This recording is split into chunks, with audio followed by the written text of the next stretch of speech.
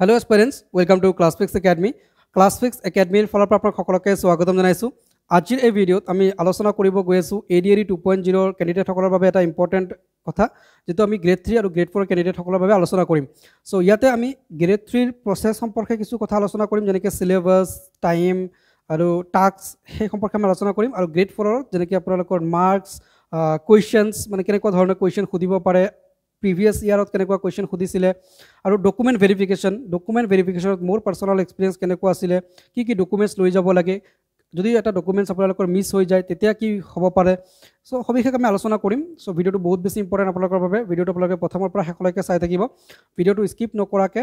ekdom hekoleke sabo tar pisot jodi kiba doubt thake তেতিয়া আপুনি definitely আমাক comment কৰিব আমি প্ৰতিটো কমেন্টৰ ৰিপ্লাই কৰি আপোনালোকৰ ডাউট ক্লিয়াৰ কৰি দিম আৰু আপোনালোকে যদি আমাৰ সৈতে প্ৰিপাৰেচন চলাম বুলি ভাবিছে ClassFix Academy সৈতে তেন্তে আপোনালোকে আমাৰ WhatsApp গ্ৰুপ আছে আমি গ্ৰেড 3 ৰ বাবে সেপাৰেট গ্ৰুপ ক্ৰিয়েট কৰিছো গ্ৰেড 4 ৰ বাবে সেপাৰেট গ্ৰুপ ক্ৰিয়েট কৰিছো যত আমি ডিসকাশন কৰি আছো গোটেইখিনি প্ৰসেস হক বা আপোনালোকক গাইড কৰি আছো সো সেই গ্ৰুপত যদি আপোনালোকে জয়েন হ'ব বিচাৰিছে তেন্তে আপোনালোকে আমাৰ অফিচিয়েল নম্বৰ যেটো 7099736363 এইটো নম্বৰত আপোনালোকে WhatsApp কৰিব আৰু WhatsApp কৰাৰ সময়ত আপোনালোকে নিজৰ ৰিজাল্টটো দিব পাৰিলে বেছি ভাল হয় ৰিজাল্টটো শেয়াৰ কৰি দিব তাতে আপোনালোকে আপোনালোকৰ যেটো মানে এপ্লিকেশন নম্বৰ আছে হেতু হাইড কৰি কেৱল আপোনালোকে নিজৰ নামটো শো কৰি আপোনালোকে পাস কৰিছে বুলি আমাক দেখাই দিব তেতিয়া আমি আৰু অথেন্টিক ভাবিম আপোনাক আৰু তেতিয়া মই এড কৰি দিম তো যি কি নহওক আপোনালোকে আমাক মেসেজ কৰিব পাৰে মেসেজ কৰি আপোনালোকে গ্ৰুপত এড হৈ যাব পাৰে ৰিজাল্ট শেয়াৰ কৰাটো অপচনেল দিলে বেছি ভাল নেদিলে কোনো কথা নাই আপোনালোকে জয়েন হ'ব পাৰিব গ্ৰুপত সো এতিয়া আপোনালোকৰ যি আসাম ডাইৰেক্ট ৰিক্ৰুটমেন্টৰ লিখিত পৰীক্ষা হৈ গল ADRE Assam direct recruitment exam 2.0 লিখিত পৰীক্ষা হৈ গল এটা গ্ৰেড 4 আৰু গ্ৰেড 3 ক্যান্ডিডেট সকলে ৰিটেন ক্লিয়াৰ কৰিলে যি সকলৰ পৰীক্ষা ভাল হৈছিল মেৰিট লিষ্টত তেওঁলোকৰ মানে ৰিটেন ক্লিয়াৰ হোৱা নাম আহিলে ওকে সো এতিয়া এই ক্যান্ডিডেট সকলে আমাক বহুত বেছি কোৱেশ্চন কৰি আছে আৰু তেওঁলোকৰ পৰীক্ষাৰ ডেটো আহি আছে সো জুন নৰ হেখৰ ফালে নহলে জুলাইৰ ফাৰ্ষ্টৰ পৰা আপোনালোকৰ স্কিল টেষ্টৰ আৰু ভাইভাৰ প্ৰসেস আৰম্ভ হৈ যাব অলমোস্ট 1 মান্থ আপোনালোকৰ প্ৰসেস চলিব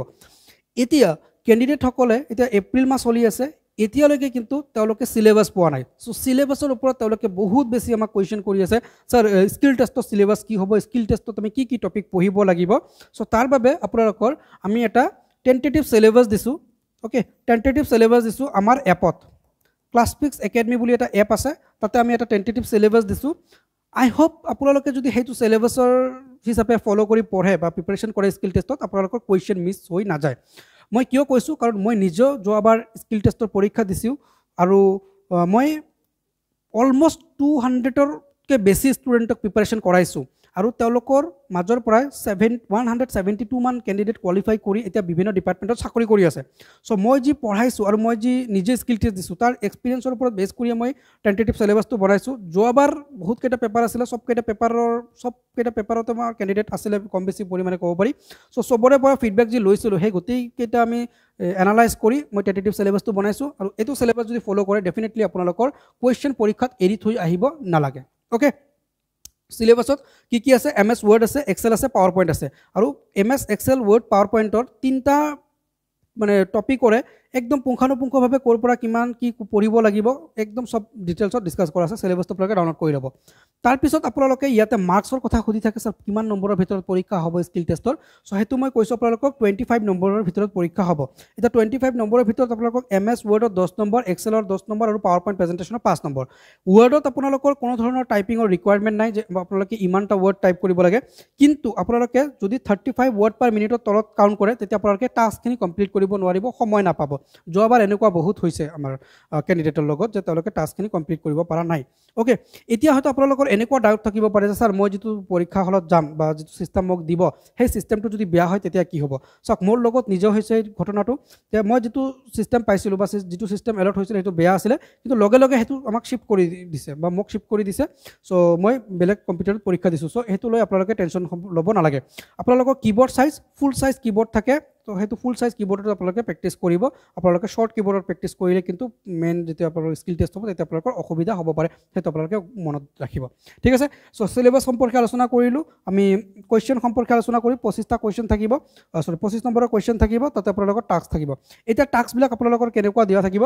টাস্ক বিলাক আপোনালোকৰ প্ৰতিটো কিন্তু মানে পইণ্ট ওয়াইজ এনেকৈ লিখা থাকিব ঠিক আছে সো হয়তো আপোনালোকক এটা প্যাৰাগ্ৰাফ টাইপ কৰিব দিব পাৰে সেই প্যাৰাগ্ৰাফটো আপোনালোকে লিখা থাকিব প্যাৰাগ্ৰাফটো টাইপ কৰিব লাগিব এটা প্যাৰাগ্ৰাফৰ চেঞ্জেছ থাকিব হয়তো ফন্টৰ ষ্টাইলটো চেঞ্জ কৰিব লাগে আপোনালোকৰ মাৰ্জিনটো সিলেক্ট কৰিব লাগে এটা টেবল বনাব লাগে বা পেজ বৰ্ডাৰ দিব লাগে পেজ কভাৰ দিব লাগে ইনসাৰ্ট ইমেজ কৰিব লাগে সেই গোটেইখিনি আপোনালোকৰ ইনষ্ট্ৰাকশ্যন দিয়া থাকিব একৰ্ডিং টু ইনষ্ট্ৰাকশ্যন আপোনালোকে কামখিনি কৰিব লাগিব ইনষ্ট্ৰাকশ্যন হিচাপে যদি নকৰে আপোনালোকে কিন্তু নম্বৰ নাপায় তো সেইকাৰণে আপোনালোকে ইনষ্ট্ৰাকশ্যন হিচাপে প্ৰেক্টিছ কৰিব সো বহুত কেণ্ডিডেটৰ এনেকুৱা হয় যে মানে অভাৰ কনফিডেণ্ট হয় যোৱাবাৰ মই পাইছোঁ যে ছাৰ মই গোটেই দিন মানে অনলাইন শ্বপত কাম কৰি থাকোঁ বা মোৰ কম্পিউটাৰৰ লগত মানে বহুত বেছি সময় দিওঁ মই কম্পিউটাৰ ভালকৈ পাৰোঁ মই স্কিল টেষ্ট দিব পাৰিম ভালকৈ কিন্তু যোৱাবাৰ সেই কেণ্ডিডেটসকলক কিন্তু কোৱালিফাই কৰিব পৰা নাই মই আপোনালোকক ভয় খোৱা নাই কিন্তু প্ৰেক্টিকেল কথা কৈছোঁ কাৰণ তেওঁলোকে কামখিনি কৰিব পাৰে কিন্তু এই প্ৰেক্টিছ ছেট বা আপোনালোকৰ যদি কুৱেশ্যন পেপাৰ দিব ইনষ্ট্ৰাকশ্যন হিচাপে মিলাবলৈ তেওঁলোকৰ বহুত টাইম লাগি যায় তো সেই গতিকে মই কৈছোঁ আপোনালোকক ইনষ্ট্ৰাকশ্যন হিচাপে প্ৰেক্টিছ কৰিব আৰু ইনষ্ট্ৰাকশ্যন হিচাপে প্ৰেক্টিছ কৰিবলৈ আমাৰ এপত আমি অলৰেডি 10টামান প্ৰেক্টিছ ছেট এভেইলেবল কৰিছোঁ আমি গ্ৰুপতো দিছোঁ আমাৰ প্ৰেক্টিছ ছেট চ' আপোনালোকে প্ৰেক্টিছ কৰি থাকক অলমষ্ট আমি 30ৰ পৰা 35 বা 40টালৈকে আমি প্ৰেক্টিছ ছেট প্ৰভাইড কৰিম গ্ৰুপত চ' সেইবিলাক পাই যাব আপোনালোকে অলৰাইট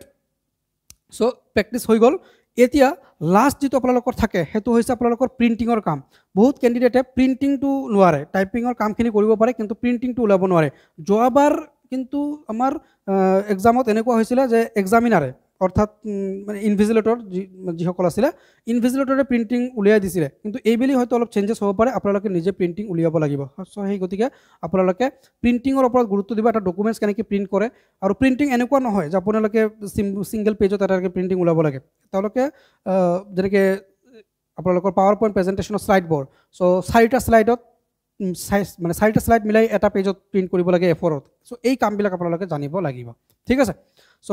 গ্ৰেড 3 সবিশেষ মই আলোচনা কৰিম আৰু যদি কিবা প্ৰশ্ন থাকে আপোনালোকে আমাক জনাব লগতে গ্ৰেড 4 এতিয়া গ্ৰেড 4ৰ ভাইভাত আপোনালোকৰ 5 নম্বৰৰ পৰীক্ষা হ'ব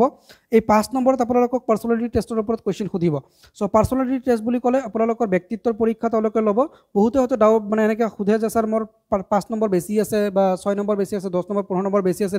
কাট অফতকৈ মোৰ চিলেকশ্যন হ'বনে নাই বা মই চিলেকশ্যন অলমষ্ট পাইছোঁ বুলি ধৰিব পাৰোঁ নেকি চ' তেনেকুৱা নহয় এই 5 নম্বৰটো বহুত বেছি ইম্পৰ্টেণ্ট এই 5 নম্বৰত যদি আপোনালোকৰ মানে নম্বৰ কমি যায় হয়তো আপোনালোকে চিলেকশ্যন নাপাব পাৰে কাৰণ এইটো পাৰ্চনেলিটি টেষ্ট আপোনালোকে ডিপাৰ্টমেণ্টত গৈ কেনেকৈ কাম কৰিব আপোনালোকৰ কথা বতৰা কেনেকুৱা আপোনাৰ বিহেভিয়াৰ কেনেকুৱা আপুনি কেনেকুৱা কমিউনিকেট কৰিব পাৰে কমিউনিকেশ্যন স্কিল কেনেকুৱা সেই গোটেইখিনি তেওঁলোকে চায় চ' এই 5 নম্বৰটো বহুত বেছি ইম্পৰ্টেণ্ট চ' ইয়াৰ বাবে আপোনালোকে প্ৰিপাৰেশ্যন চলাব কুৱেশ্যনৰ বাবে তেওঁলোকে জিকেৰ পৰা কুৱেশ্যন সোধে তেওঁলোকে এবাউট আছামৰ পৰা কুৱেশ্যন সোধে তেওঁলোকে কাৰেণ্ট এফেয়াৰ্ছৰ পৰা কুৱেশ্যন সোধে ইয়াৰ বাহিৰে তেওঁলোকে কুৱেশ্যন বেছি নোসোধে ঠিক আছে মেথছৰ পৰা কুৱেশ্যন 2টা সুধিলে সুধিব পাৰে কিন্তু ইন জেনেৰেল বহুত বেছি কেছত নোসোধে এটা 2টা কেছত আপোনালোকক সুধিব পাৰে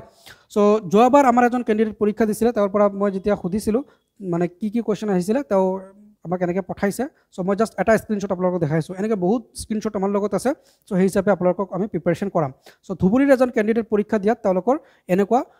কুৱেশ্যন সুধিছিলে আপোনালোকে স্ক্ৰীনত দেখা পাইছে চ' কুৱেশ্যন কেইটা আপোনালোকে নিজৰ ডিষ্ট্ৰিক্টৰ ৰিলেটেড কেনেকুৱা হ'ব পাৰে সেই হিচাপে বনাই প্ৰিপাৰেশ্যন চলাব এতিয়া যিটো আপোনালোকৰ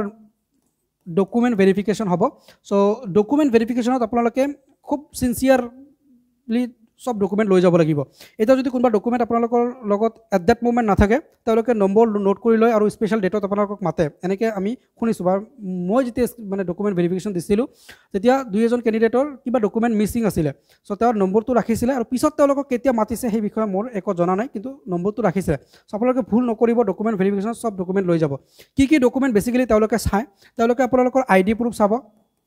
ওকে ID প্ৰুফত আপোনালোকে ভোটাৰ আই কাৰ্ড পেন কাৰ্ড আধাৰ কাৰ্ড এই 3টা মানে লৈ যাব আৰু মেণ্ডেটৰী বুলি কোনো কথা নাই লৈ যাব 3টা ঠিক আছে দেন আপোনালোকে ক্লাছ 10th লেভেল অৰ্থাৎ মেট্ৰিক এক্সামৰ HSLC যিমান ডকুমেণ্টছ আছে ৰেজিষ্ট্ৰেশ্যন এডমিট মাৰ্কশ্বিট গোটেইকেইটা আপোনালোকে লৈ যাব 5টামান ডকুমেণ্টছ হ'ব যেনেকৈ বৰ্ড চাৰ্টিফিকেট হ'ব দেন আপোনালোকে স্কুলৰ পৰা লিভিং চাৰ্টিফিকেট এটা দিয়ে এনেকৈ 5টা ডকুমেণ্টছ হ'ব সেই 5টা ডকুমেণ্টছ আপুনি লৈ যাব ঠিক আছে দেন আপোনালোকৰ 12ৰ যিমানকেইটা ডকুমেণ্টছ আছে তেনেকৈ 5টা ডকুমেণ্টছ হ'ব লাগে আৰু সেইকেইটা লৈ যাব দেন আপোনালোকৰ গ্ৰেজুৱেশ্যন ক্লিয়াৰ হৈছে যদি গ্ৰেজুৱেশ্যনৰ গোটেইকেইটা ডকুমেণ্টছ আপোনালোকৰ যিমানকেইটা ছেমিষ্টাৰৰ পৰীক্ষা দিছে ছেমিষ্টাৰৰ মাৰ্কশ্বিট আৰু যিমানকেইটা আপোনালোকৰ ছেমিষ্টাৰৰ এডমিট দিছিলে এডমিট ফাইনেল মাৰ্কশ্বিট আৰু প্ৰভিন্সিয়েল আপোনালোকৰ যিটো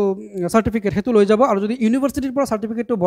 পাইছে তেতিয়া সেই চাৰ্টিফিকেটখন লৈ যাব সেইটো কিন্তু সোধে তেওঁলোকে যে ইউনিভাৰ্চিটি চাৰ্টিফিকেটখন আছে নে প্ৰভিন্সিয়েল চ'